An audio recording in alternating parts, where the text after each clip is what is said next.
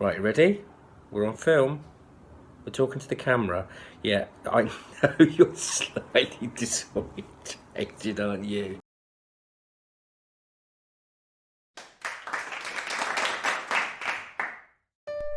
The arts are at a crossroads. The pandemic of 2020, coupled with years of inadequate government funding across all of the arts, has seen to that. One of the functions of art is to entertain, and entertainment is derived from the French verb entretenir, to maintain, to hold up, to hold together. And that's what art does for society. Art is one of the things that got society through the pandemic, through the fear, the loneliness and the isolation. Art was there for us. Art did its job. And so did the artists, because art is society, art is community, and artists live amongst us.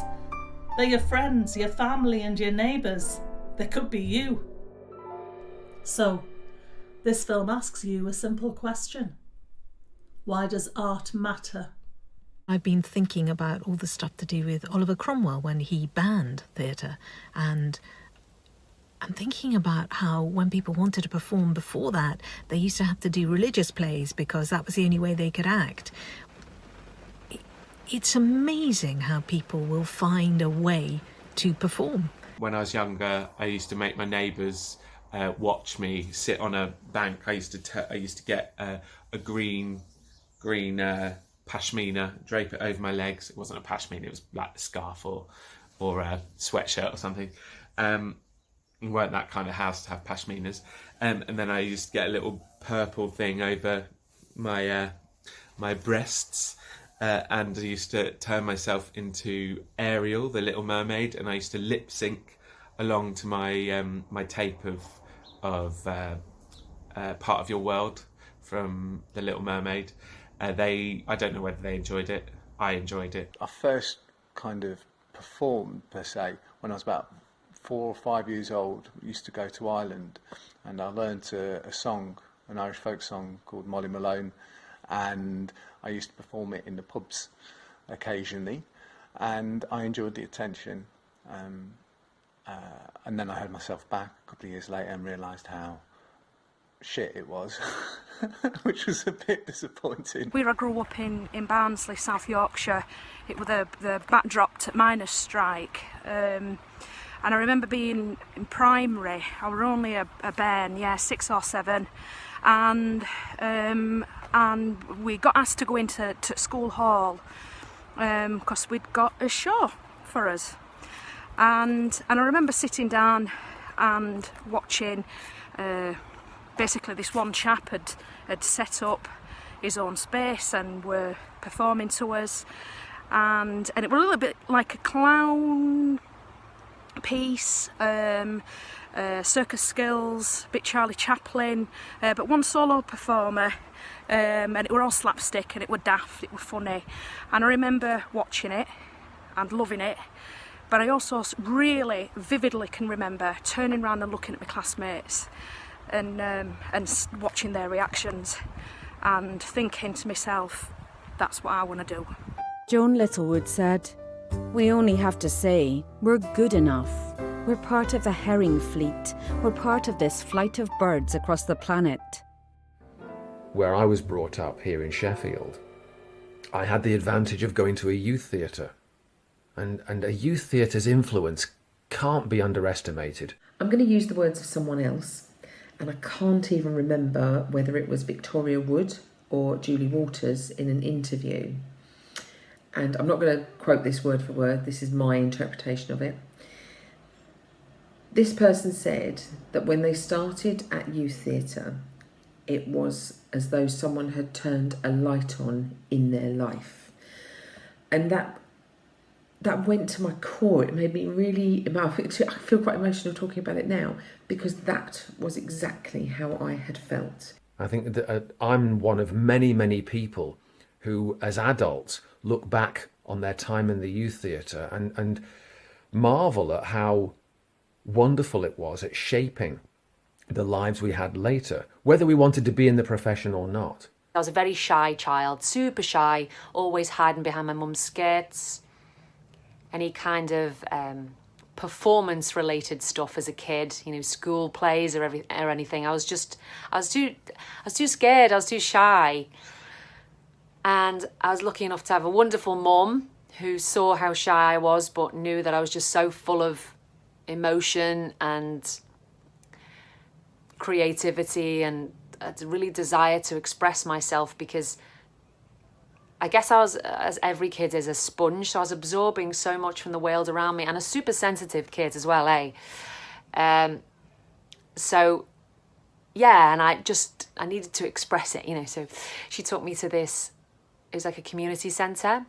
It's like a drama group for kids run by George McCain, who's a really wonderful man and my mentor. The youth theatre that I went to was run by an amazing woman called Meg Jepson, who created an environment where kids were given wonderful disciplines, made wonderful friendships, and were exposed to fantastic material that you could learn from and present in productions that had the power to change your life. George used to take vulnerable kids on trips abroad to work with other young people in countries like Poland, Germany, France, and we'd just rock up to these schools and do these workshops with these other kids, but we didn't have anyone else's scripts or any lines to learn. We simply got up and told stories about our lives, and we did it with a lot of theatres as well,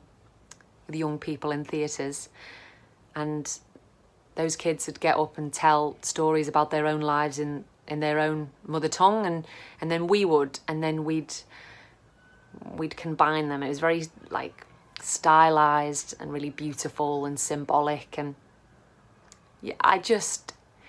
that's how I got into the arts. Stella Adler said, "The theatre was created to tell people the truth about life and their social situation." Last year I was a part of a very special play entitled Excluded by Intermission Youth Theatre, and the play generated a lot of national press and attention, and it dealt with the issues facing young people within society, how they've been excluded from school and excluded in society. This is what art does. It can spark a conversation. In 2015, I was with a company called Indefinite Article, and we went round some local schools to do a theatre and education piece called Tom's Story, and it touched on so many issues: alcohol, sexuality, underage pregnancy. The arts can help us understand things, they can help us question things, they can lead us to have greater empathy. I mean, having to play roles that I've been uncomfortable have allowed me personally to understand people a little bit more. When I'm not working in theatre or in film, I'm working in retail, and it's given me that much more empathy, that much more understanding. In my job, if you told me ages ago, oh, you'll be part of management, I'd be like, no, talking about. But now it's like, that's what I am now. I'm part of management. I can run a shop by myself. I'm confident to make quick and fast decisions, whereas before I'd be a mess. It's made me have a voice. It's made me be able to express myself in a way that I might not be able to express myself in everyday life. Patti Smith said, make your interactions transformational, not just transactional. To me, the arts, the theatre is a tool that helps you heal, there's a tool that helps you engage, is a tool for connection, is a tool for education, for inspiration. So I truly believe that theatre and the arts in general provides that space, that stage where we as ordinary folks can find a mirror of ourselves there, or find groups that are like-minded, or have a space to experiment difficult topics. So theatre to me is not only just an education tool, but a tool where it allows you to discuss, grow, become wiser. Augusto Boal said, theatre can help us build our future rather than just waiting for it.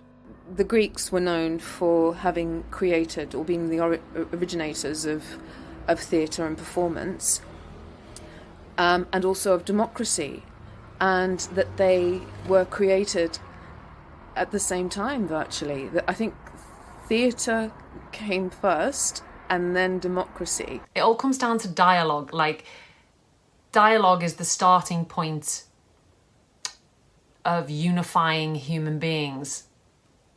And the amount of dialogues that are started as a sort of on a heart, I mean, I'm not talking any kind of dialogue, I mean like heart-to-heart dialogue, comes from art.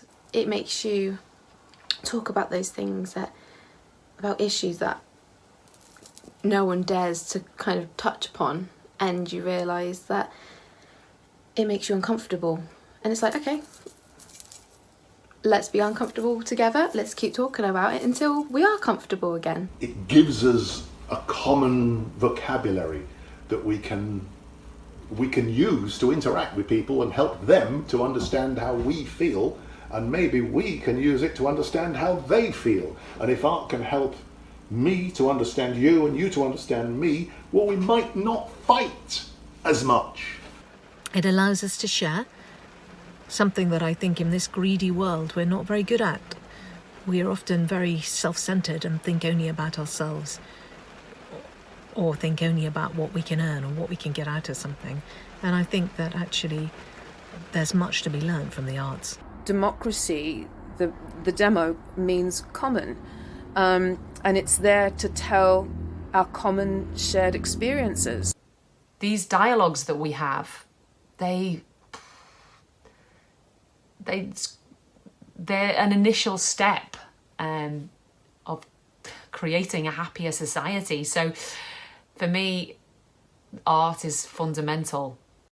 Joan Littlewood said, "Life is a brief walk between two periods of darkness, and anything that helps to cheer that up is valuable." I live in Norway, which means that I spend about 6 months a year bundled up in woolen jumpers, knitted big huge scarves, very cosy warm knitted socks. And those jumpers and scarves and knit and socks are definitely also a kind of art. Handmade by people I love, you know, who knows the ins and outs of their craft, with proper care in every stitch. I grew up with a very, very creative grandfather who would recite poetries, but it wasn't that much sometimes the poem itself. It was the man who would recite the poetry and the pleasure he was living and the beauty that he was capable to create around himself. So I know that is one of the things that inspired me to actually become an actress. The thing that brought me into the arts was my grandmother, I suppose, and the things we used to do together and like together. And one of those was watching Marilyn Monroe films on rainy afternoons, usually when I should have been at school. Maybe I was off sick or playing hooky, probably, and we'd sit and watch Marilyn Monroe films and talk about her as an actress, as a screen star. The arts, basically, they mean everything to me. Football and the arts, because of all the people that I've met by being an actor, all the directors and the designers, stage management, just people around theatres, I suddenly felt like I totally belonged. I just grew up loving art. I grew up loving live art, live performance, the relationship between people and the people who entertain them. I grew up, it's in my blood. Art is in my blood. I wouldn't have met my wife if I wasn't an actor. She's not an actor, but we met through a mutual friend who I was at drama school with, so my kids wouldn't have been born. I wouldn't have had all my friends, 90% of my friends are actors, and I love them. The arts mean an awful lot to me because a lot of people I love work in them. I have friends who are artists. My daughter is an artist and a musician called Beja Flo. I think what the arts means to me is lots of things. It's friendships, it's relationships, it's expression, it's freedom, it's a place to belong, a place to live without fear, I suppose. Kurt Vonnegut said, "We have to continually be jumping off cliffs and developing our wings on the way down." I have a lot of health issues, physical and mental health issues. I suffer with depression.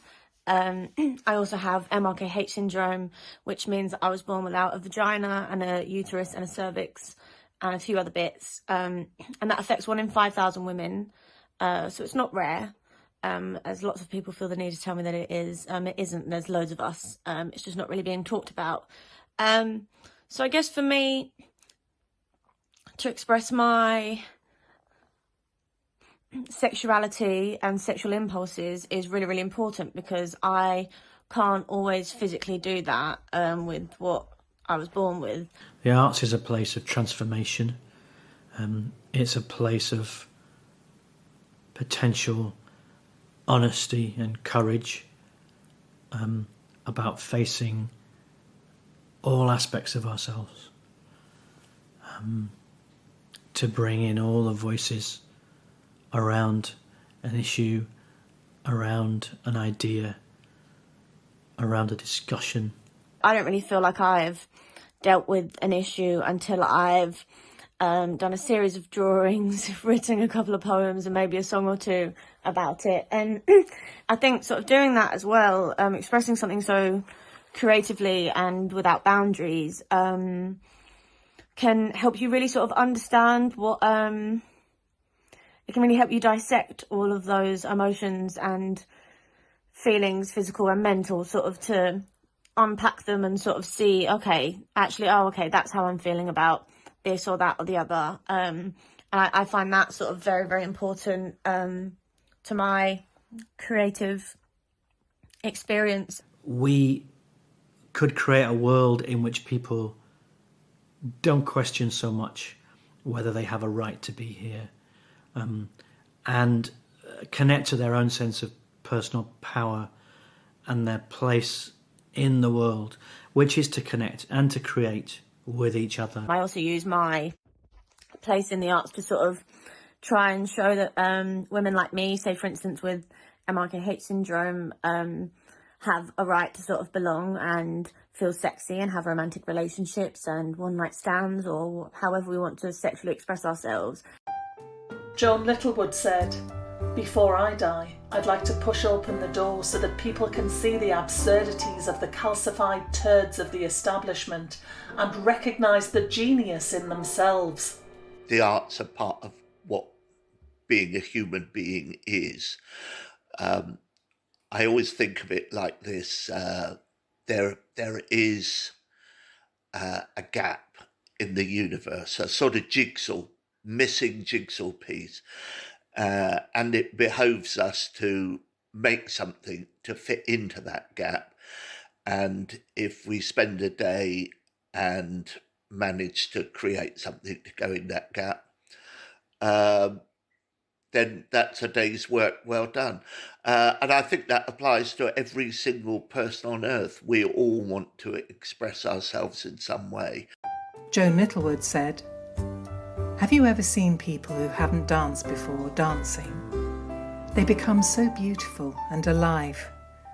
That's what theatre is, you see. Love. Communion."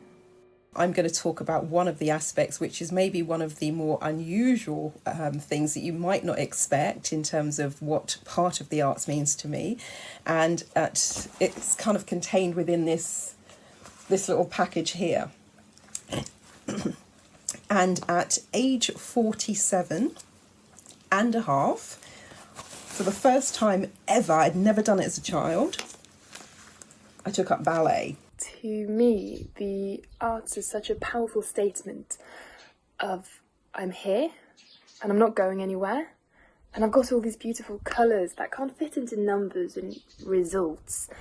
And you know what? I'm going to paint the world with them. Some might say that 47 and a half is 40 years too late. However, I thought I won't let that stand in my way, so signed up for my first ever ballet class. So I remember the day going to Freed in the heart of Theatreland in London to get fitted for my ballet shoes, which was an interesting experience because I'm surrounded by children. It's one of the few things where the creative process and the process to get there is as important, or maybe even more important, than the finished product. For me, classical music is part of what when I say teach, I teach accelerated learning, so ways that you can expand your mind and expand your brain. And so for the last 20 years, I've been talking about the benefits of classical music, but to dance to classical music and to use it and hear it in a completely different way is something amazing. There is so much growth and exploration and personal development in the process that no matter what you end up with, a play gone wrong on opening night, or, you know, a painting you're not really sure is depicting a cat or not. No matter what you end up with, and no matter if you end up with something which you thought you were going to end up with, you always get out on the other side of a creative process a slightly different person. As it stands at the moment, at now age 52, ballet for me is a big part of the arts and one that I absolutely love. So my plan is to keep on going, and I have a weird goal that by the age of 60 I would have danced on the stage at the Royal Opera House, so we'll see how we get on with that. Brian Asbury said, "It's all about a belief in the impossible." What the arts means to me is anything that's creative, playful, fun, and outside normal life. So an apple tree is an amazing thing. Bird song in itself is wonderful. But you might hear somebody play the bird song on a musical instrument, or see a painting or a photograph of an apple tree, and it would give you something different. It would connect you to the reality, perhaps in a different way. It would help you to think in a new way. It's about the cracks. Thelonious Monk was fascinated with playing the piano and trying to make the notes in between the keys. So the phrase was playing the cracks, which sounds obscene, but we won't get into that. He liked the idea of playing the note that isn't there, or trying to imply the note that isn't there. That's where art is. Elizabeth Gilbert said, "The universe buries strange jewels deep within us all, and then it stands back to see if we can find them." Art is what it is. It's something I've always trusted. It doesn't, at the same time, while it's full of untruths, it never actually lies. It is what it wants to be. It's exactly what it wants to be. It's what you want to make of it. For me, this was the only thing I was good at as a kid. I wasn't intelligent. I wasn't a person who was very good at doing certain things, but expressing myself through acting and through the arts, music, film, and being able to be creative is my life. It's what gives me life. I love performing. It's literally all I do. There's no other industry for me. I love being on stage, I love being on TV, I love doing all this stuff. I like making a change, I like making people feel a type of way. I like bringing emotions to the front of people's minds. I like making people think about things. I like sending messages. I just think it's so important. It's human, it evolves, it reproduces, it just continues to go on and on and on, but in a way that's very influential, very meaningful, and heartfelt. It started off as a way for me to escape into another world, to pretend, to play, to make believe, and to tell a story. But as I've gotten older, I've come to realise that it's almost the exact opposite. It's a way for me to discover the truth and to take the mask off. It means that I don't have to neglect the way I've expressed myself. It means that I don't have to ignore my feelings and my energy that I want and need to release and show to people. And it's these feelings and emotion that I trust in art. I trust that art's going to be honest with me. It's going to be straightforward. It's going to be to the point. I may not always like it, but I know where I stand with it. Stella Adler said, "Sometimes life beats down and crushes the soul, and art reminds you that you have one." So many people aren't exposed to art from a young age because it's not seen as important. So a lot of people are not given the opportunity to explore great talent, but more so than that, given that opportunity to express themselves without judgment. We need not judge expression. We need to encourage it and nurture it and acknowledge it as, again, our birthright and our true nature, our essence. We are creative beings. We are the creator and we are one with creativity. This life is called creation and you are part of it. Every single one of us. Every single one of us is a divine expression of intelligence and beauty and love. And we must all be encouraged to admit that. Joseph Campbell said, "The cave you fear to enter holds the treasure you seek." What do the arts mean to me?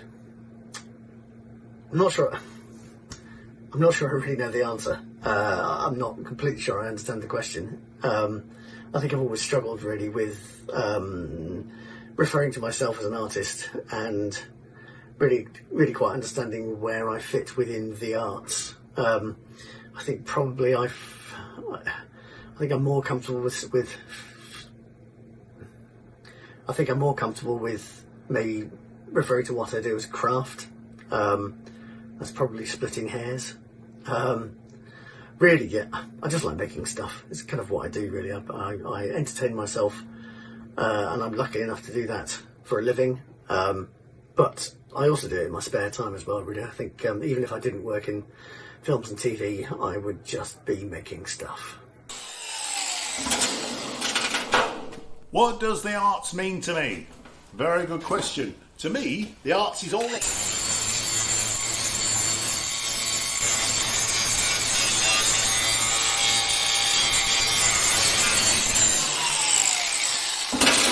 which I think speaks for itself.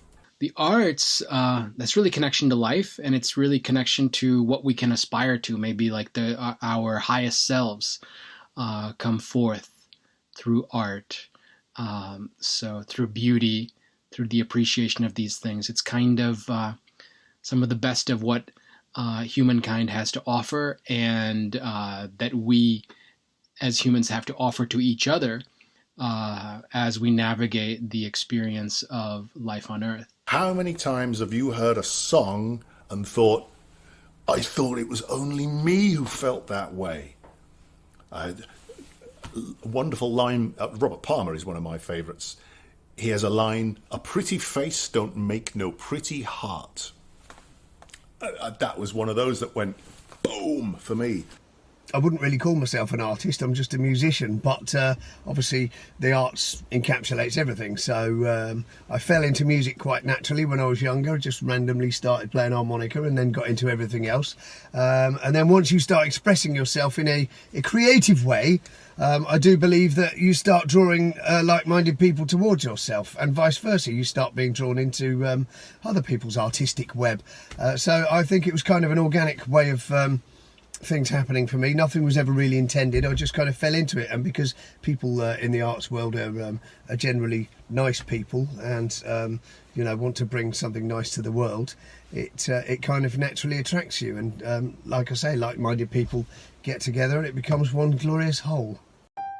Brené Brown said, "I define connection as the energy that exists between people when they feel seen, heard and valued." The arts for me is about sharing. I think that's kind of the emphasis of the work that I try and make. It's about sharing collective spirit and stories. It's collectively sharing our spirits, our life experiences through story. I think shared experience for me is huge. If you're at a festival listening to music, if you're in a theatre listening and watching a play, if you're part of an immersive piece and you're kind of in this world, it's about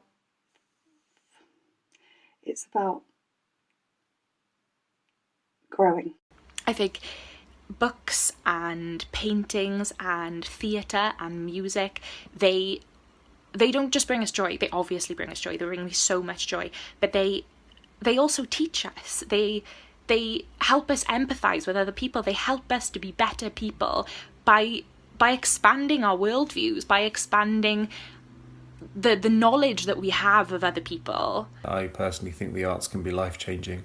I've certainly been to see productions of theatre before that have been life-changing for me. I think the arts and theatre specifically can speak to an audience in ways that nothing else can. The arts is a place where we can examine ourselves, where we can not just hold up a mirror to ourselves, but can imagine ourselves into possibility. Joan Didion said, "We tell ourselves stories in order to live." We have myriad ways of telling stories and sharing narratives and sharing experience, teaching each other and learning from each other. Storytelling in whatever form touches all of us. It's kind of what we're made of, and it's so important for change and inclusion.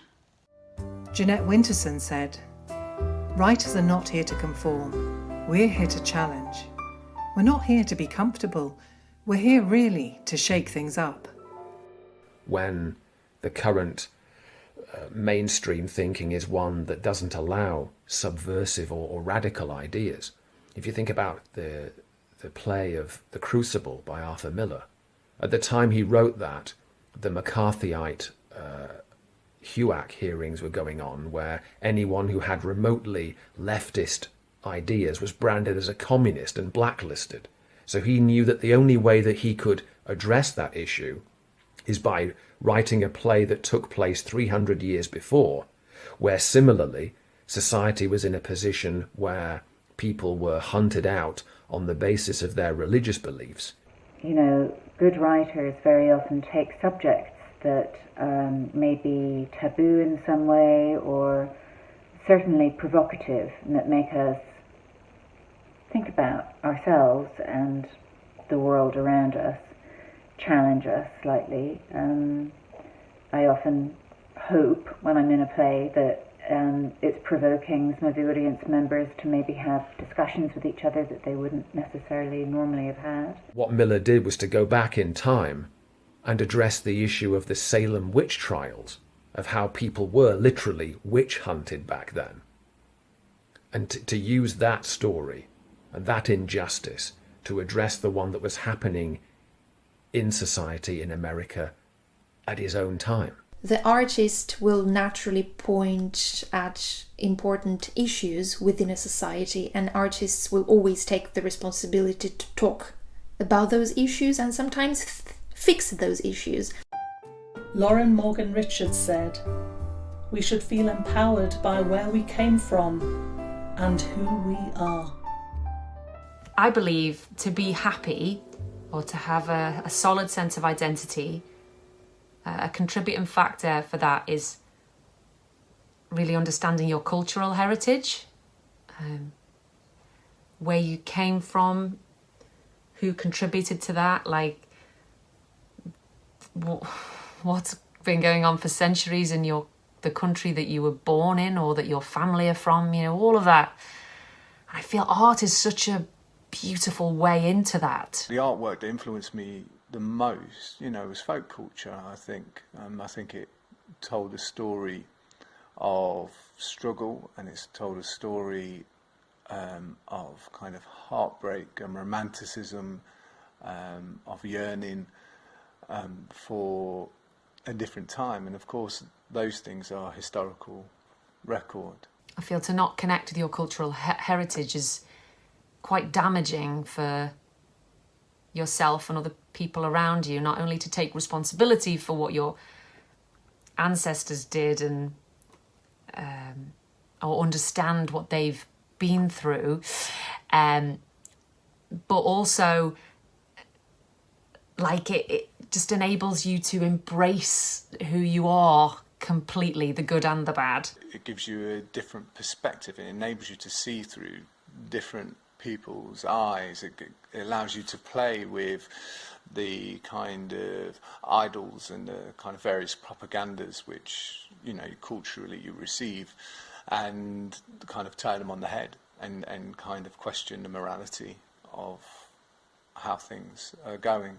Mike Bradwell said, "Theatre offers a commentary on being alive, how to make sense of the world, and even how to change it." Art is not something to be feared, and it is not something for the elite, and it is not exclusive. It's just the opposite. From the moment when I'm working with a group of people in a rural town, and they may never have encountered a Latin American man, they encounter the exchange of stories, and my stories would enrich them. They may be able to see hopefully they'll be able to see other Latin American folks in a different way, or they may see other queer folks in a different way. Viola Davis said, narratives start when you put pen to paper and you use your imagination. You just tell your story. I was growing up in a little village in Brazil, and my dad was a big influence. I mean, he was not an artist by no means, but he was very creative with his family and with us as children. My dad was a truck driver. You know, my mom was a primary school teacher. I was homeschooled until I was 6, more or less. And storytelling was a big part of my childhood. My dad was an amazing storyteller. I was a migrant child, and we moved from my place of origin, my place of birth in Italy, sailed in a Homer-type odyssey across to the other side of the world to Australia, where my whole family landed, and we didn't speak any English. But I was sort of thrown into the middle of first grade within about a month of arriving, and had no idea what was going on. When I was 10, 11, I'd say, I started discovering that the world out there was not exactly very safe for someone like me. You know, someone who liked boys, someone who was slightly different, someone who was a bit of a misfit, you know, and embracing stories, reading books became a big part of my of a way of me finding acceptance and finding a place where I belong. One day I was brave enough to take part in a little play, and I don't know what that did to this shy, terrified, unable to speak, terrified to read in front of people. Like if the book was coming around, or if, you know, we're going around in a circle to read, and I knew my time to read was coming up, I would literally be shaking because I was terrified to open my mouth. The first group I was part of, there was a small theatre group, and I really felt like I found my tribe there. It was the first time that I felt I could be myself without others judging me, and there was healing. I'd found a way to connect with people that previously hadn't been available to me, and this was as a child of 7 or 8 years old, and I felt acceptance from the other children, which I'd never felt before. I felt that I had validity or a value within the class, that I was able to contribute in a way that I hadn't before.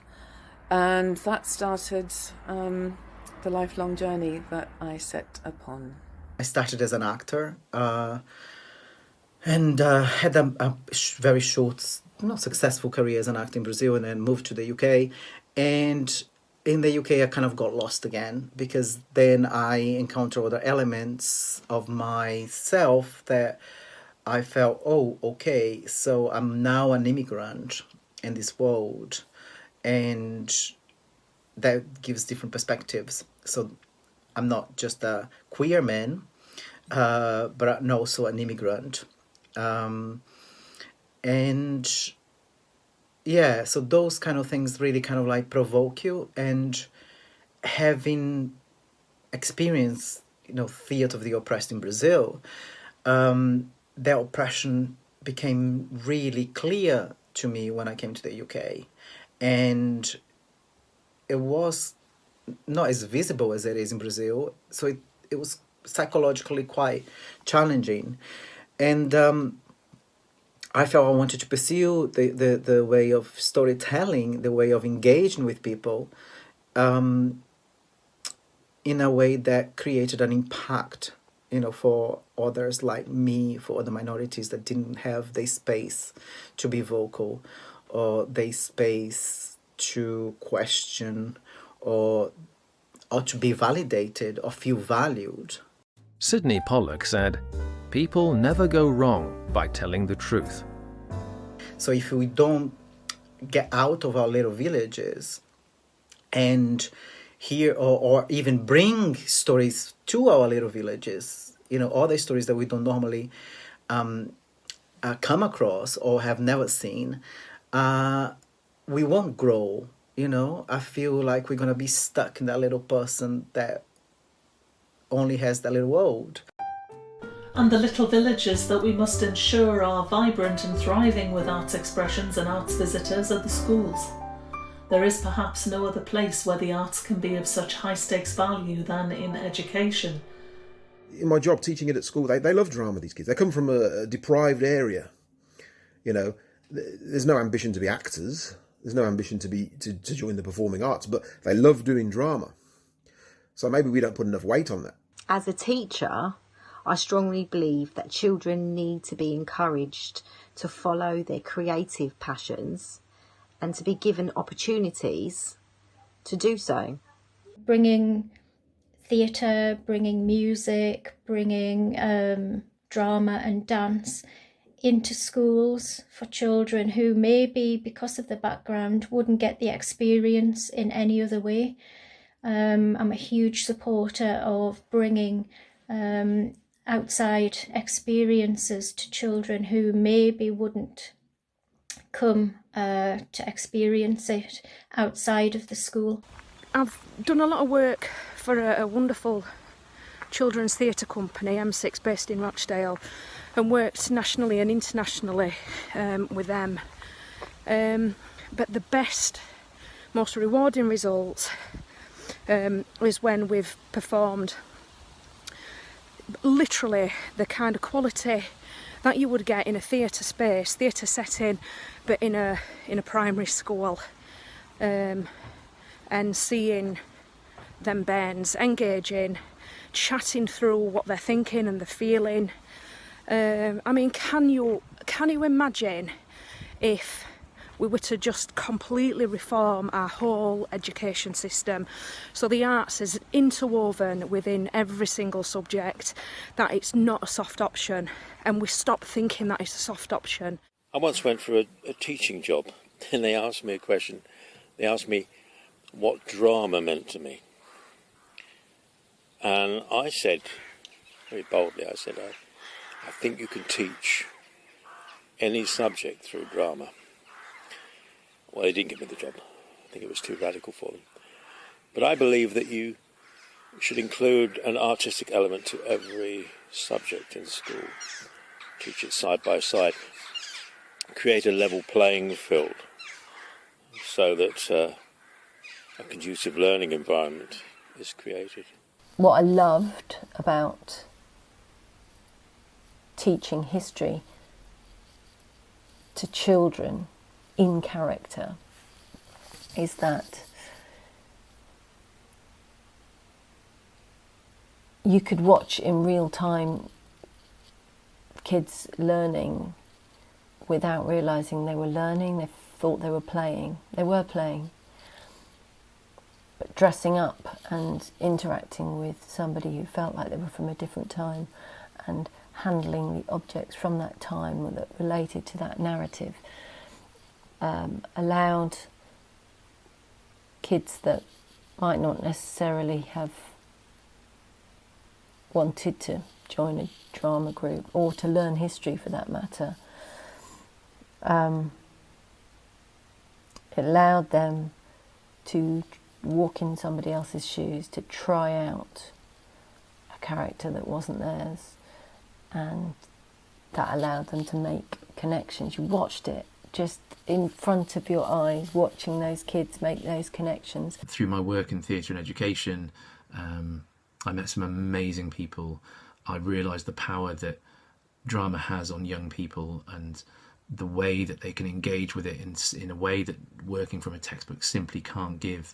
The power you can get from a mask, the description you can get from a picture, the ideas you can generate from one word, and suddenly things can come to life. And I've done a lot of projects working with children, getting them to create a film in a week, where we go in and work with sort of age 12 to 16-year-olds. They come up with an idea, they write the script, they storyboard it, they get all the costumes and everything, they rehearse, they practice, and then they shoot it. And then we make a DVD at the end, and it's been really, really wonderful to watch a sort of creative spark flick up from those children, like, wow, I made this. And when you get that feeling, like, I made this, that's really powerful. Art is a fundamental skill that we all have, and we all have the ability to tap into it. Sometimes we just need the right people to show us the way and to let us know that being an artist is also okay. I help to teach an after-school club to young children up to the age of 9. And we do Zumba Kids, so it's developing fitness and a love of dance and creativity in little ones that hopefully they can foster for the rest of their lives. The desire to be an artist of any type should be recognised and supported in any way we can. The arts are a route into helping people believe in themselves and helping people to understand themselves and to really explore who they are, who other people are, what relationships are about, the beauty and joy of communication and communion between things. When you finally give yourself that permission to say, this is what I'm really passionate about, this is what is making my heart lift, this is something that I want to share with the world, to hopefully make the world better, to ask questions. And it's a safe space, the arts, to explore what's going on here. And if we can give children that permission really early on, then something completely changes in their field. Young people are just so creative. They really are. I mean, not just in terms of drama. I'm talking about music. I'm talking about, writing. They are really, really creative. That's where you have to get them involved at that age. Particularly the areas like where I work and the more deprived areas. There is a lot of talent there, and it's never going to be touched and tapped. We need to alter this cycle, and that is by inspiring young people, and obviously by changing the education system. We need to be getting into these places, these schools, and showing these people that they are, these young people, that they are talented and that they have a contribution to make, because otherwise they're just going to grow up feeling they don't have a stake in society, and that's when people fall between the cracks. The greatest healing gift the world has is art. The ability for someone who's gone through a lot of trauma to put down on a page or draw a picture of something, or be able to communicate this emotion inside of them, the healing potential is exponential, and everybody deserves the right to have and to use that tool. Arts is a place that comes from understanding. Arts is a place that comes from empathy. Arts is a place that comes from humanity. The power of the arts is underestimated, and the lack of appreciation from our government, particularly in the way that we bring the arts into, or keep the arts in schools, is criminal. It's a reflection on how bad our country is in respecting how important it is, in that it's always the first thing to get cut. And in these times, it's the last thing to get reopened. And I think instead of being the first thing that should be cut, it should be the first thing that is funded. Emotional literacy, emotional understanding, emotional empathy is what is going to move this world forward. Yes, that is what's going to move this world forward. We need to break down the barriers between us so our lives can become enriched by new voices and new perspectives in the arts and society. For too long, too many have been excluded. It's past time for change. Ricky Beadle-Blair said, "You are more powerful than you realise, and how you use that power impacts the world around you." What can we do to make it so that everyone can be in it more? Stop judging each other as much. This whole industry is so judgmental. Like Brady Cook, for example, the director of Top Boy, he said something, and it was he casts people that aren't actors and want to do acting. I feel like that's important because then you're making something a lot more real. Clarissa Pincola Estes said, "If you have yet to be called an incorrigible, defiant woman, don't worry, there is still time." I was just walking along this long road when I was asked the question about why women need to be represented in the arts. And it's pretty obvious when you look at the bleak view ahead that I'm looking at now, that if arts doesn't include women, doesn't behave in an inclusive manner for everybody, then arts isn't really going to be a great tool for change, is it? They've just done an age-blind Hamlet with Sir Ian McKellen, and I think that there should be more opportunities for people across the board, especially women. We all are kind of aware that women of a certain age can start to become invisible in society. I read so many articles with actresses saying, I disappeared at 40, or I no longer existed, or all the parts disappeared. So I'd say arts has a responsibility, an obligation, to make sure that all of us are represented. Everyone's life should be reflected in art. Viola Davis said, "If a woman does the same job as a man, she should be paid the same amount of money. She just should." Are we seeing an equal match of male and female? And having said male and female, I feel like I should really talk about non-binary and the fact that we've got other voices out there that also need to be represented.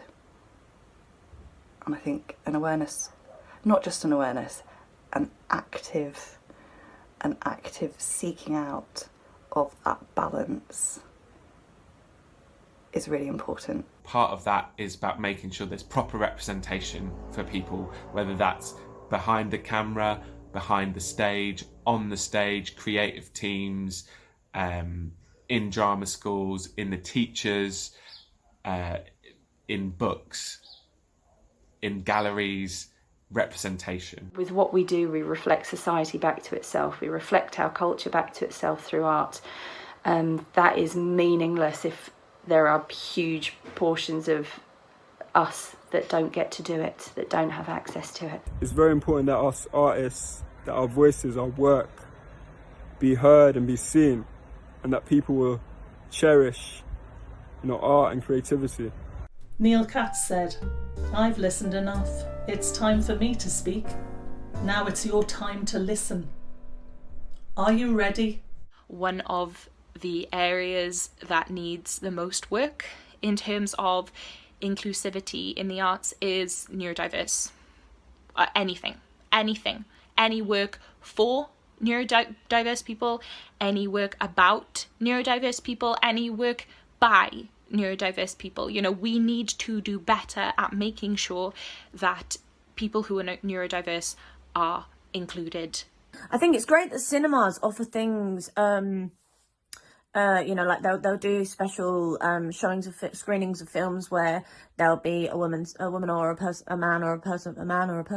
woman signing along, and also where they leave the lights up for autistic children and certain sort of elderly people to sort of be able to still sort of cope and experience cinema and to enjoy it, it not be really, really stressful and too stimulating, which I think is wonderful. What a gorgeous thing. We also need to make sure that we as educators, we as facilitators, we as people, you know, academics on the outside of theatre looking in and teaching in, are teaching these people, teaching theatre makers about what these different groups do and need and want. I think what we need to do as artists, theatre makers, producers, whoever is there in position of power, is to keep questioning themselves. Am I being inclusive enough?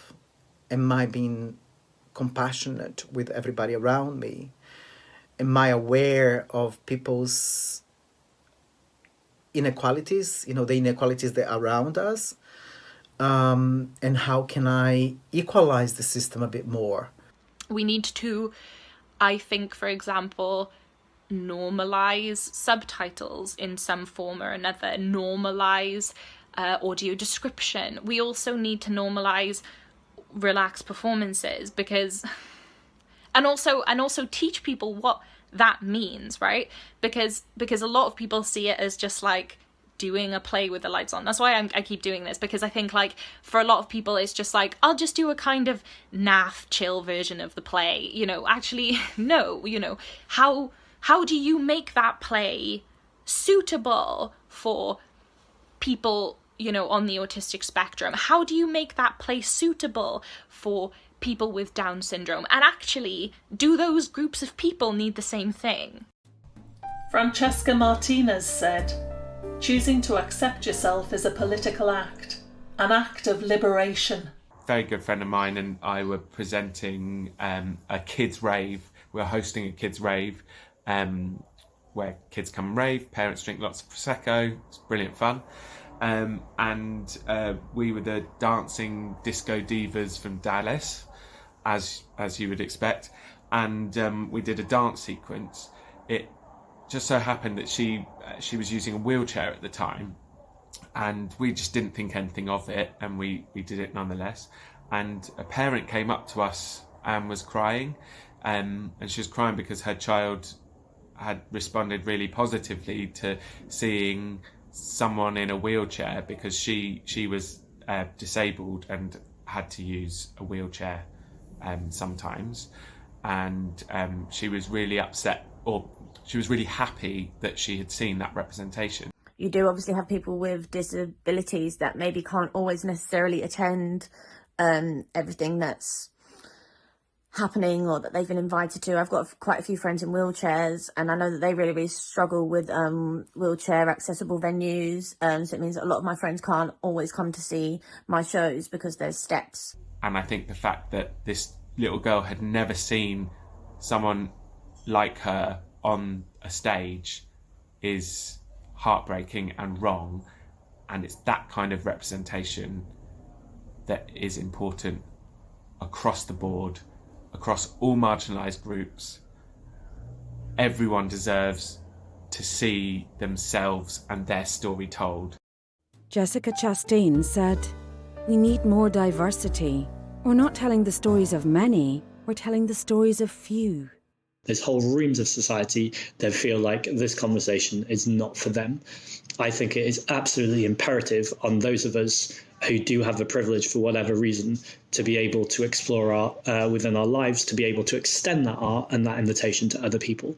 There's loads of ways of doing it. The first one is through conversations like this, so to be talking about it, to be engaging with communities and acknowledging that there's a problem. Second, I think it's about when we are creating work and when we're in artistic spaces or any indeed societal space at all, making sure that we're doing our bit to be radically inclusive. So that's not kind of there's a default way of doing things and we're going to change things to include people. Actually, it's changed already, because we should start to look at how can we conduct ourselves in civil space that would already not be an exclusion to as many people as possible, and keep pushing that till everybody in society, or out of society indeed, can be included. Auguste Boal said, "Theatre is a form of knowledge. It should and can also be a means of transforming society." Do we want to be a kind of society that shows homogenised people, everyone exactly the same, everyone looks the same? No, we want to celebrate everyone's differences and everyone's stories. Storytelling is in everyone, is everywhere. Is it for everyone in this country? I would say no. It's not being channeled and designed for everyone. Not everyone is invited in. And I don't think authentically everyone is wanted when you get there. So I'd say no, the arts should be for everyone, is everyone, but isn't for everyone. Not here. Not yet. It is not accessible for everybody at the moment. It costs a lot of money to get involved with it, to go and see it. And the voices that we hear and that we see, and the voices that get to go along and to the theatre or the opera are pretty homogenised, aren't they? Julie Walters said, "Working class kids aren't represented. Working class life is not referred to anymore. It's really sad." I think the arts could be more inclusive to the working classes. There is a proportion of people that I grew up with who for some reason think theatre isn't for them. We have sort of lost that through funding, the ability to go into schools so much and to go around the pubs and the clubs. I remember Live Theatre Company, which is the reason I became an actor, seeing that company. Coming into youth theatres and coming into community halls and pubs and clubs and taking theatre out to people, and that we've sort of slightly lost that theatre through the back of a van and Brothers and NTC still going, but that theatre through the back of a van, I think we have slightly lost out the working classes. It's obviously expensive to go to the theatre. I do think there's still a long way to go in terms of, from an audience point of view, being able to afford to go to see stuff. It's especially West End productions. And somewhere like the West End, when I work in the West End, and I've said to people, it's all right having these £10 tickets, but when you go to the bar and you order 2 drinks, 2 glasses of wine, and it comes to 12 quid, that is as much alienating as the ticket prices or what's on the stage. I know. Usually the first month they reduce tickets, but then it goes up sky high, and you can't really, very few people can afford to go. And if you want to encourage young people, if you want to encourage people to go and see, the arts, then you've got to make it realistic. Live theatre we did, you really couldn't make it up, and it was about Newcastle United and the trials and tribulations of that, and people came to the theatre, and people were crying and laughing their heads off, and it was felt brilliant. So that's what I'm scared of, that we lose that sector of our audience. Maxine Peake said, "It feels as though we're going to lose a huge swathe of talent just for financial reasons." Everyone should have the ability not only to be able to see any form of art they want and not be disadvantaged by their finances from being able to enjoy a great play or a piece of dance work or poetry or film, but also I think everyone should have the means by which they can contribute to it, by which they can take part and be a singer, a dancer, an actor. There's no argument that the arts is for everybody. It's finding the right way and giving it the access that's needed. It's something, again, going back to democracy, it means common. It means we should be sharing it. It's for everyone. And it needs to become something that isn't behind locked gates or accessible only by, a gold card or the right school or the right training, or we have it within us. Another thing that I would do is ensure that every educational authority is given the means to fund any student in their education as a dancer, a musician, an actor. Any student from any walk of life should have the means to go to the professional training ground of their choice. Brian Asbury said, "The only question any system has to answer is, does it work? If not, bin it and move on." I think that there is a lot of this work that is happening outside of the mainstream. I do think that, commercial theatre is a rich, white, neurotypical game. And I think that we are, a lot of the people who are doing the really good work are working on the fringes. I think now we're at crossroads to sort of realise what is important about the arts. And I think proper representation on stage, on the TV screen, in music, in pop songs, representation is so important. Everyone has stories to tell, and these are important and rich and vibrant stories. And the sharing of stories for me is a humanistic thing, is how we learn to be respectful to each other. It kind of just shows us a bit of ourselves in every little character. We get to understand a bit more about humanity by seeing ourselves on screen, by seeing certain characters played. This is an ongoing conversation that we are having, and at least it's there, at least it's out there to have that conversation. People are making a difference. It's a slow process, but it is we are seeing progression. But there's still a long way to go in terms of inclusion and diversity of people. This isn't about people fitting into boxes. This isn't about people being, adhering to various societal decisions that are meant to be made for them. This is about freedom. This is about liberty. This is about joy and love. We need everybody's contribution, everybody's voice, everybody's stories.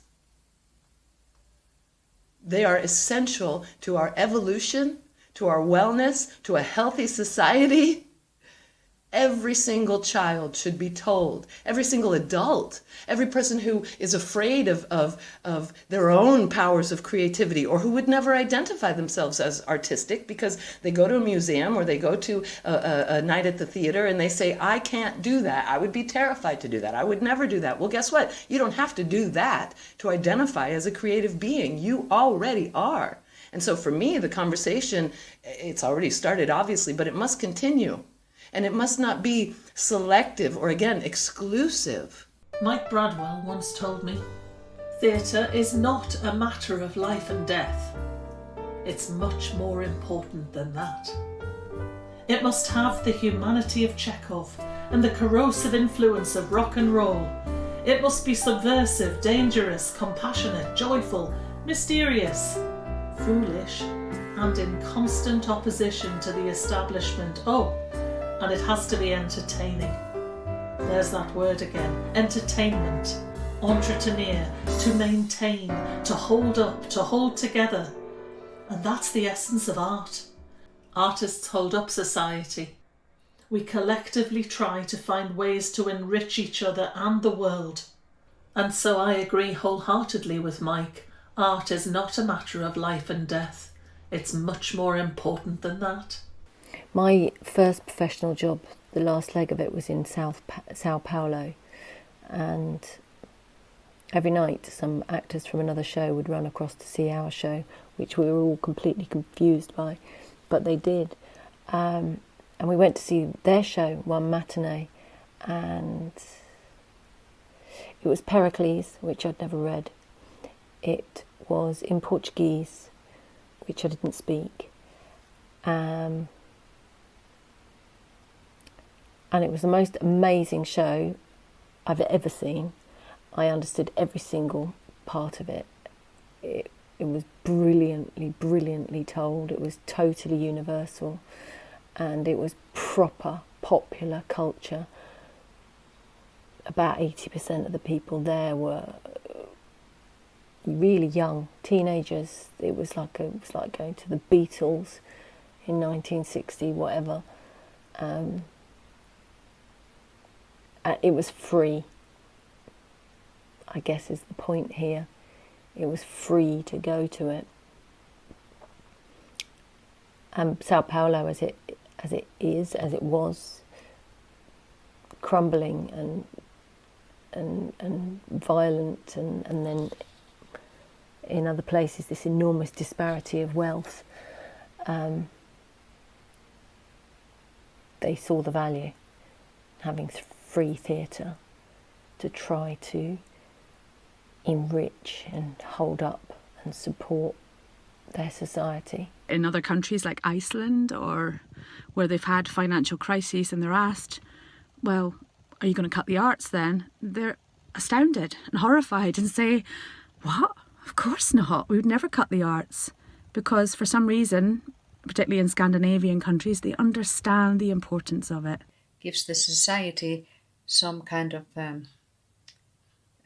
something to think about, something to meditate on, and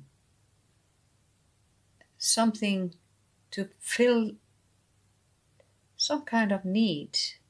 Uta Hagen said, because the artist can arouse the curiosity and conscience of the community, they become a threat to those who have taken power.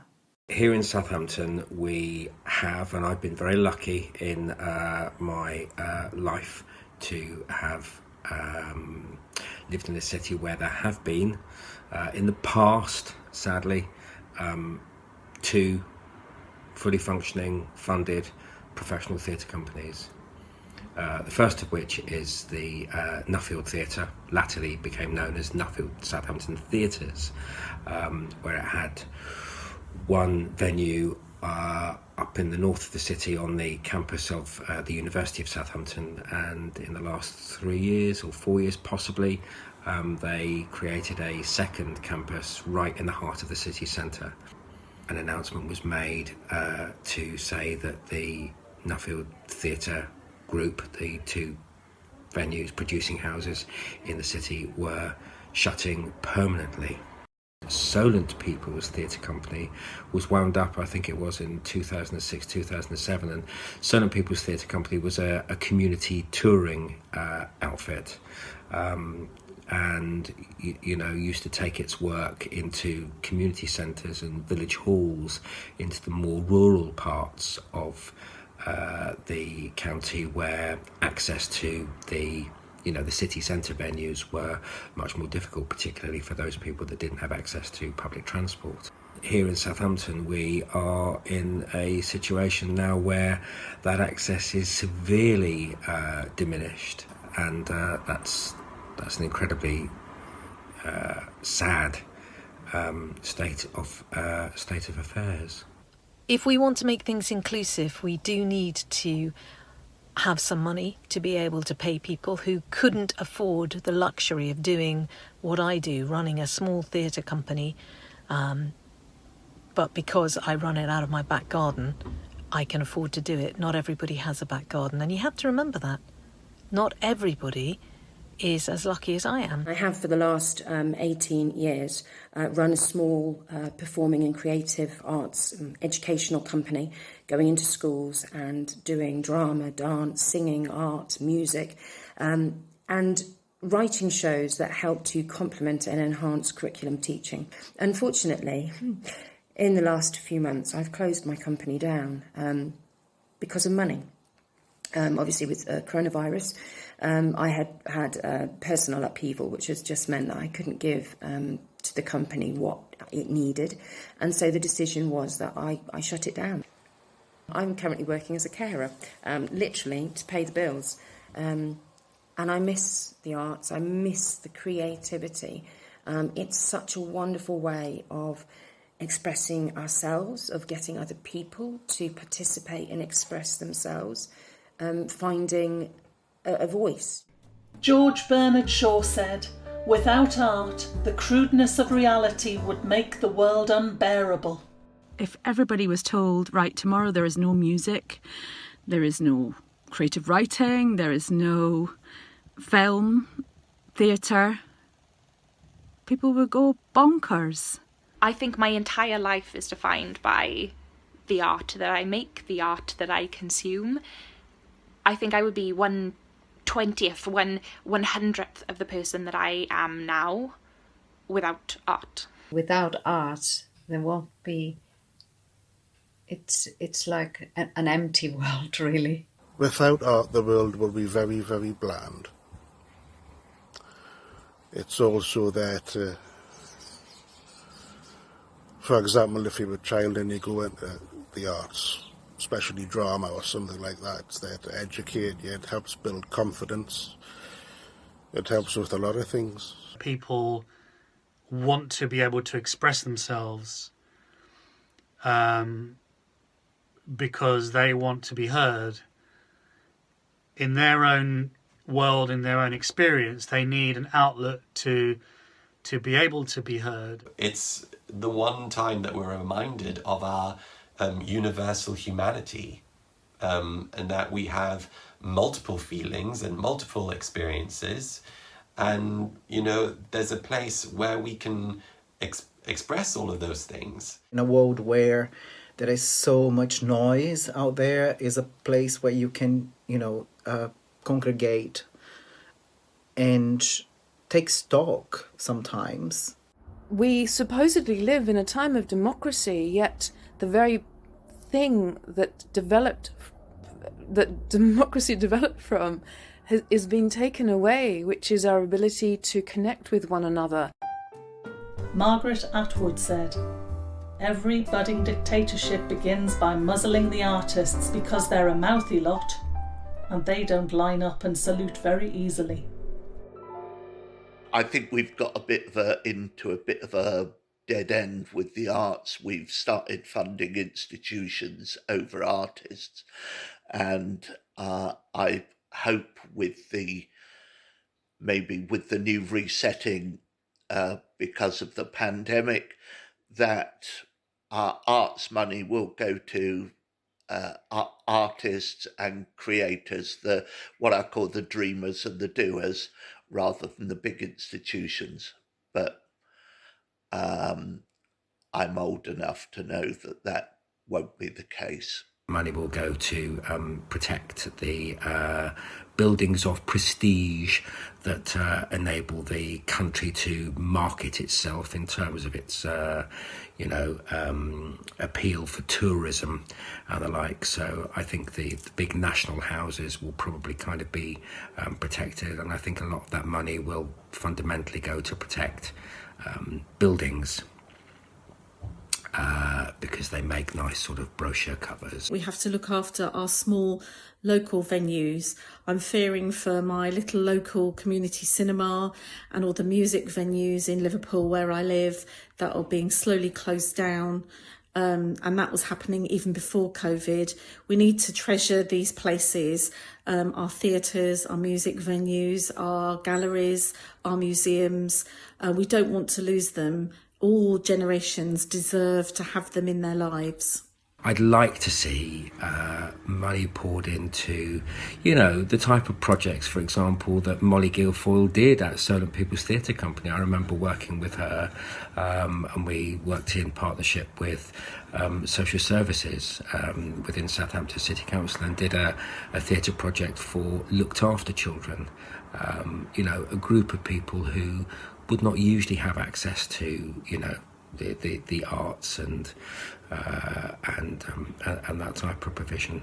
And I do wonder about just how much equality of opportunity and access for groups like that, looked after children, for example, you know, how that is going to continue.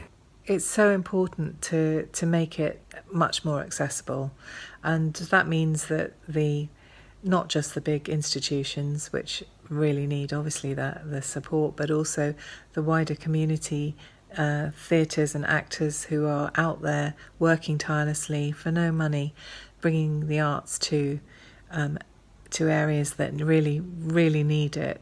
They need to be valued. We need to be valued as artists. The company that I ran for 5 years, Forest Forge Theatre Company, tours theatre to rural village halls, transforming the village hall into a theatre overnight, and you know, taking theatre into communities that might not otherwise have access to it.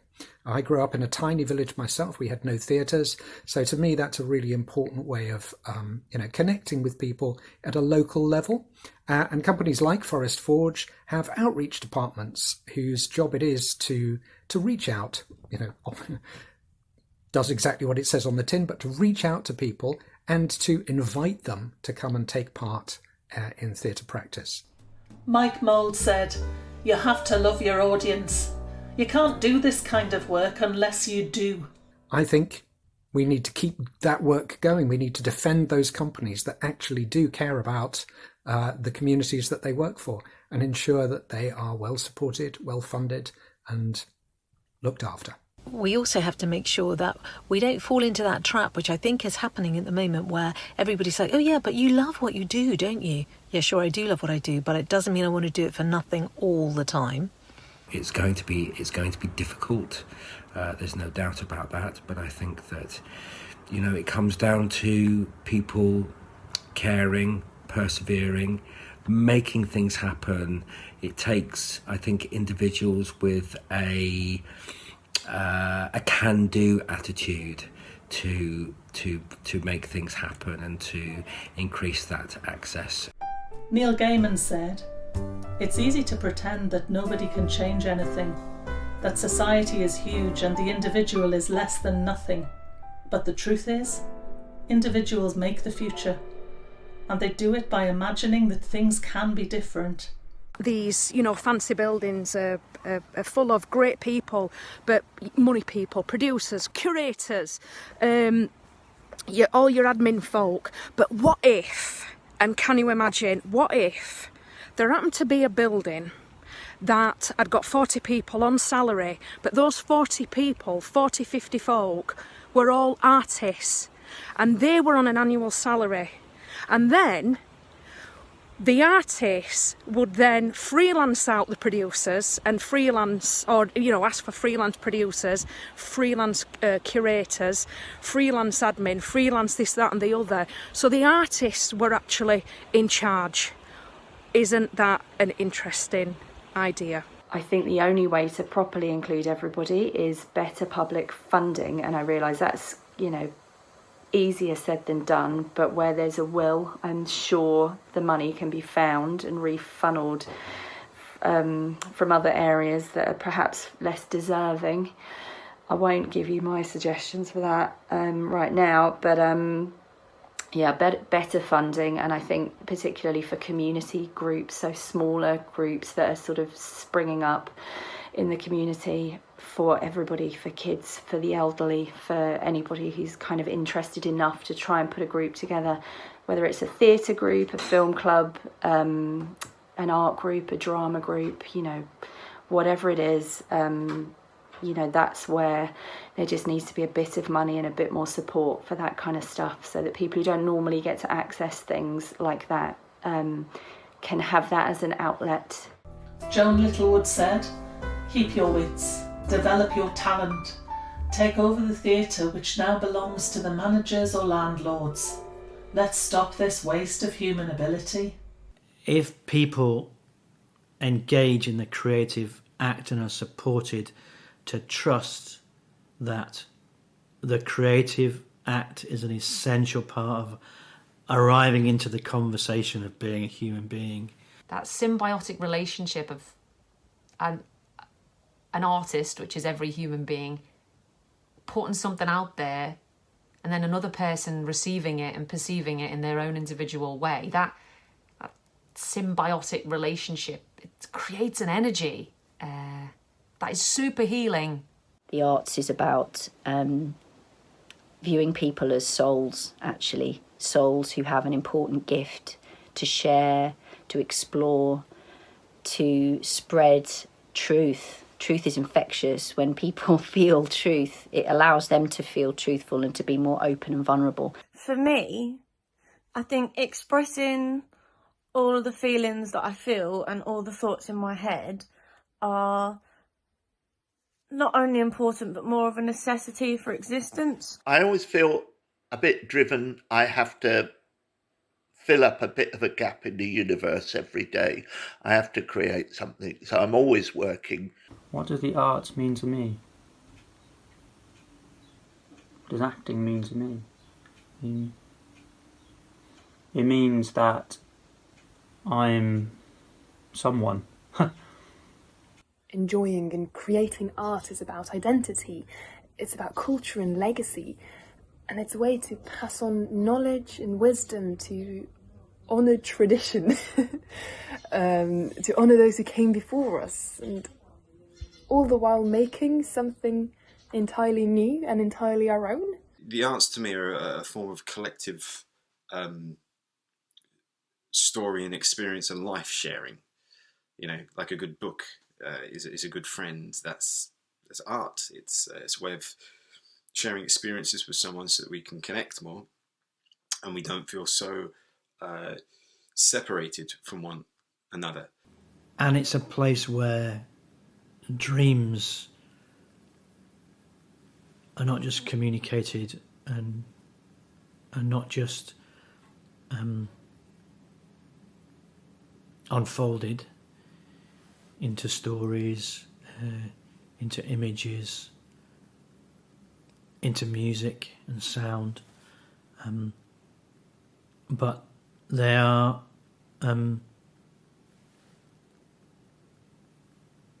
put in a place where they connect people. It's all about connection and unity, and currently there aren't any messages, there aren't any leaders telling us or telling kids how important that is. And so we need to find a way to inspire young people, the next leaders of the future, into the arts.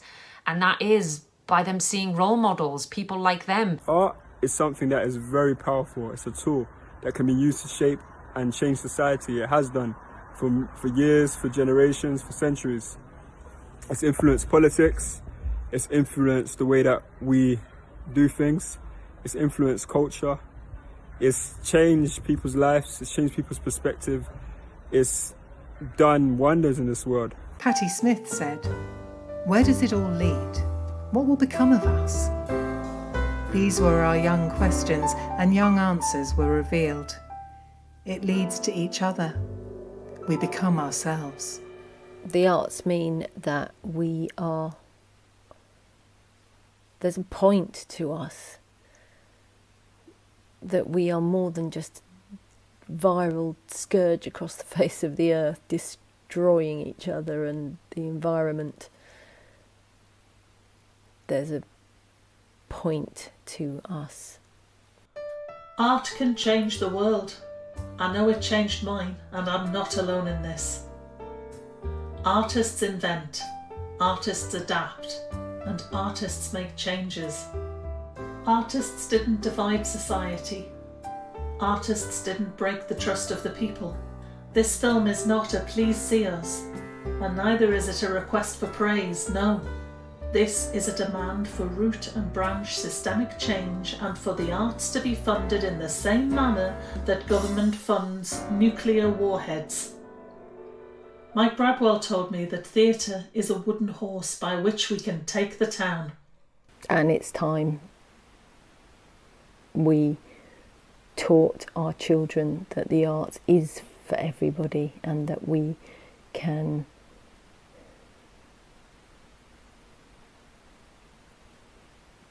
learn from each other, and our society can hold itself together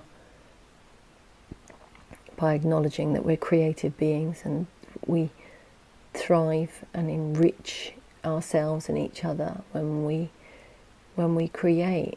Art is everything. It is the beginning and the end of this experience. It's how we come into form through creation. It's how we live every single minute of our lives creatively as an expression of divine intelligence and love and beauty. We are a work of art. Our life is a masterpiece, and we are the artist.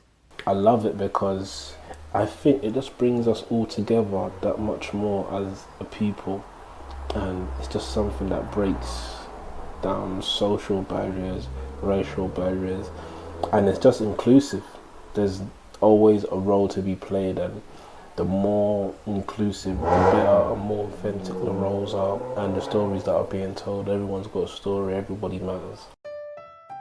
Tony Benn once said, "If we can find the money to kill people, we can find the money to help people." Yes, we can. Unquestioningly, and without delay. Because remember, the arts are a wooden horse, and we are coming to take the town. You'd better believe we are. There's a point to us. There's a point to us. There's a point to us. There's a point to us. There's a point